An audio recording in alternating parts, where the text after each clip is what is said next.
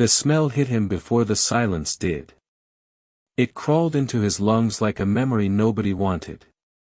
Heavy and sour, mixed with damp walls and forgotten lives. Daniel Reyes stood at the entrance of the abandoned care facility, staring at peeling paint and flickering lights, wondering how his life had narrowed into this one moment. A single father, a stack of unpaid bills in his pocket, and a job nobody else wanted.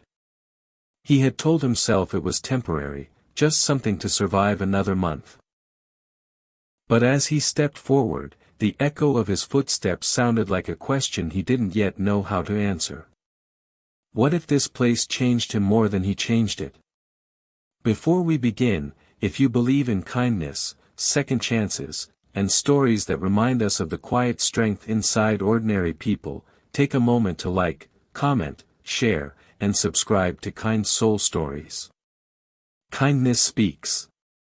Your support keeps stories like this alive. Daniel hadn't always been desperate. Once he had been a construction supervisor with a steady paycheck, a small house filled with laughter, and a future that felt predictable.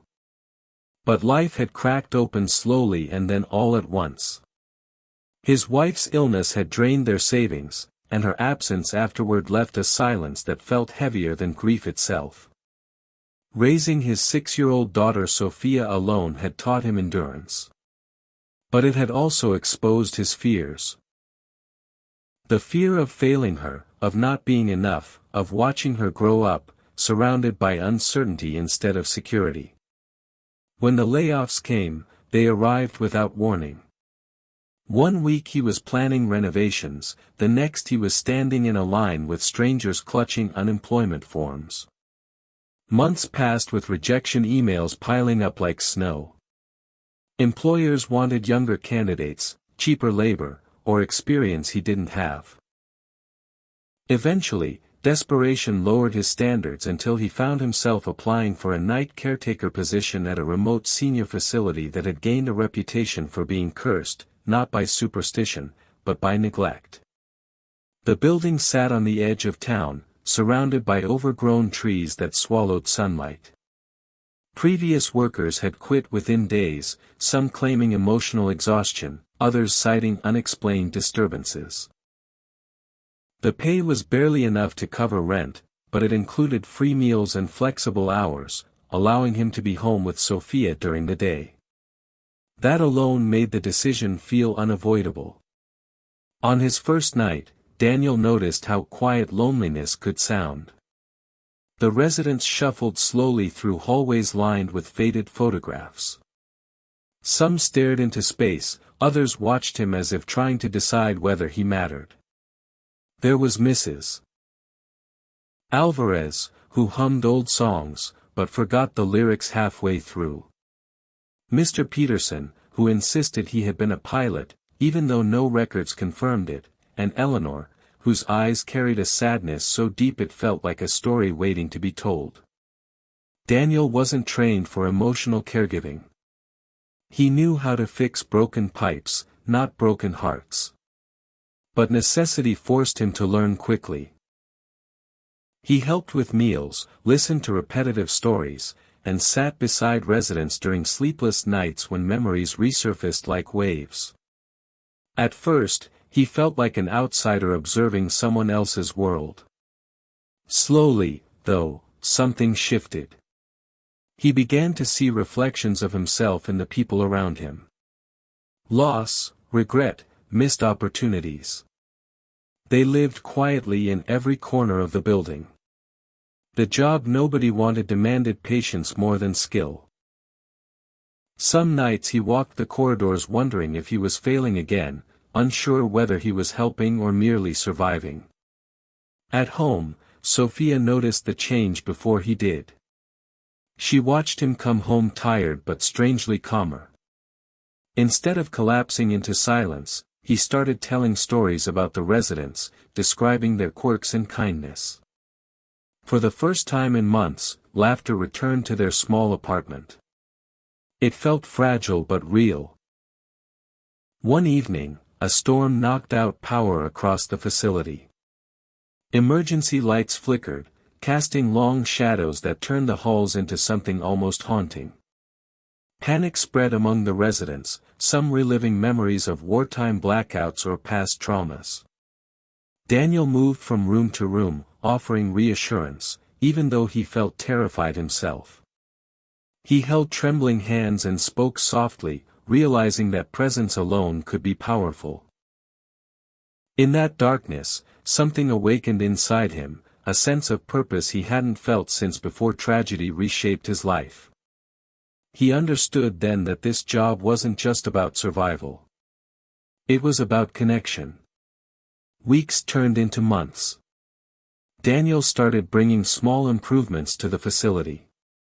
He repaired broken shelves, repainted walls during quiet hours, and created a small garden outside where residents could sit. None of it was part of his job description, but he couldn't ignore the potential hidden beneath neglect. The biggest change came when Sophia visited for the first time. She walked through the halls holding his hand, wide-eyed yet unafraid. The residents lit up at the sight of a child, their faces softening with nostalgia. Sophia listened patiently to their stories, drawing pictures for them and turning an ordinary afternoon into something magical.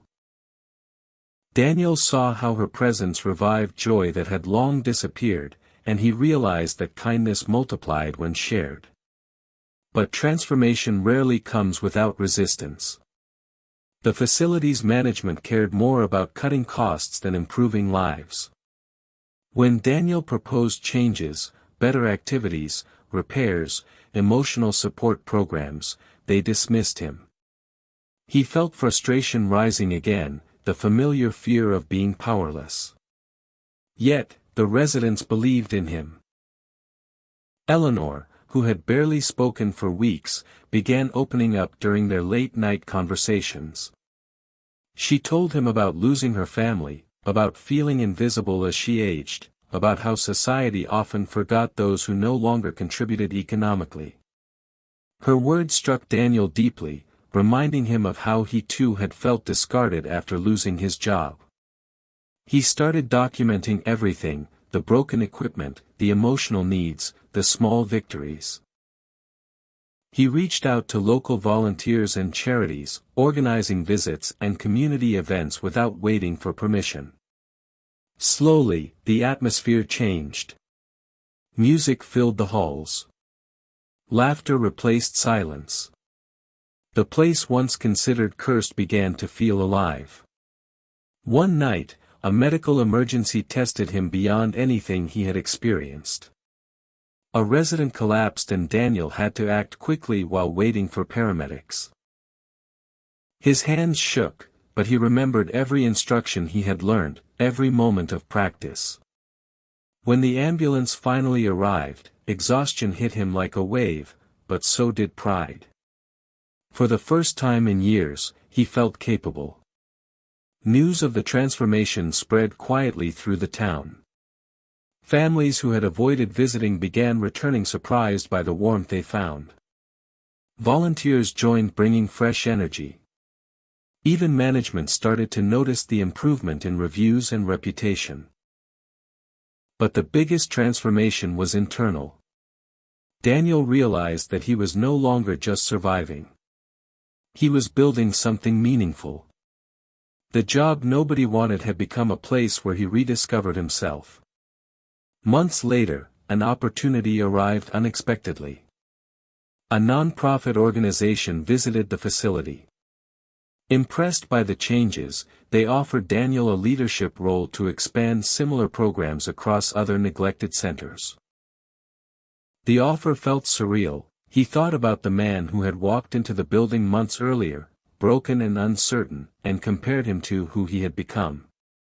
He accepted, not because it promised stability, though it did, but because it aligned with something deeper, a desire to bring dignity back to forgotten lives. The night before his transition, he walked through the halls one last time as a caretaker. The walls no longer felt cold. They carried memories, laughter, tears, growth. Eleanor hugged him silently, her eyes shining with gratitude. Sophia ran through the garden he had built, her laughter echoing like a promise. Daniel understood then that the greatest changes often begin with the smallest acts of courage. Saying yes to something others avoid, showing up when nobody else does, believing that kindness can reshape even the darkest places. As he stepped outside, the sunrise painted the sky with soft colors, reminding him that endings often hide new beginnings. He realized that he hadn't just saved a facility, it had saved him, too. And now, if this story touched your heart even a little, please take a moment to like, comment, share. Stories like this remind us that compassion matters more than we think, and your engagement helps spread that message to people who need hope today.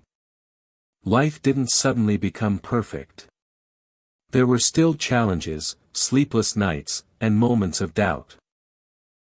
But Daniel carried a new understanding that purpose isn't always found in glamorous opportunities. Sometimes it waits quietly inside the work nobody else wants. Years later, Sophia would tell people that her father changed lives simply by caring when others stopped trying. And Daniel would smile softly, knowing that he had once believed he was losing everything, only to discover that losing his old life had opened the door to a better one. Before the story ends, I want to ask you something special. If this journey moved you, if you felt even a moment of hope or recognition, please leave a comment sharing what part touched you the most. Your words might become encouragement for someone else watching, because sometimes the greatest decision of our lives is the one we take out of desperation only to realize later that it was actually a step toward becoming who we were always meant to be.